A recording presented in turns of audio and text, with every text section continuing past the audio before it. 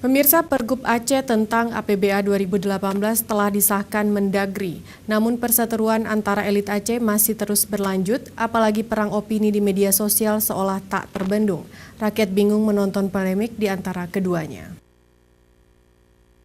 Diibaratkan orang tua, eksekutif, dan legislatif yang sedang berbeda pendapat, maka anak yaitu rakyat dibuat bingung karena keduanya mengaku apa yang dibuatnya demi untuk anak. Keduanya yang merupakan elit Aceh ini pun mengemukakan pendapatnya melalui media sosial yang pastinya dibaca publik tidak hanya rakyat Aceh sendiri, melainkan ke dunia luar. Sehingga polemik tersebut diketahui secara luas. Banyak pihak yang menyayangkan beda pendapat keduanya. Pasalnya yang dirugikan lagi-lagi rakyat yang seharusnya sudah dapat menikmati hasil pembangunan daerah ini. Tapi nyatanya rakyat dipertontonkan argumen, statement, atau komentar netizen di media sosial. Menyikapi masih berlanjutnya perseteruan ini, tokoh ulama Aceh Abi Lampisang mengungkapkan agar eksekutif dan legislatif mau bersabar dan berlapang hati demi kepentingan rakyat dan tidak membuat bingung masyarakat dengan pendapat masing-masing. Kita berdoa. Ya, sekarang nggak ribut, aman, orang itu damai kan. Jadi kami berdoa supaya lebih aman lagi, lebih tentram lagi. Tadi karena uang receh ini sangat banyak.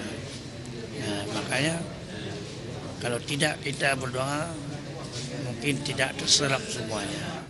Senada itu, Pangdam Iskandar Muda Majen TNI Abdul Hapil Pudin mengemukakan bahwa dirinya selaku Pangdam tidak punya konteks langsung untuk mengintervensi terhadap eksekutif dan legislatif terkait Pergub tahun 2018 tersebut. Namun sebagai warga dan rakyat Aceh, saat bertemu di warung kopi boleh saja menyarankan agar kembali lagi kepada hati nurani.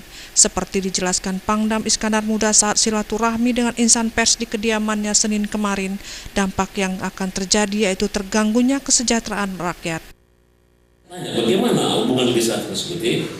Tentunya secara di luar kedinasan saya berbicara sama tokoh-tokoh, tokoh legislatif, tokoh eksekutif, saya berbicara.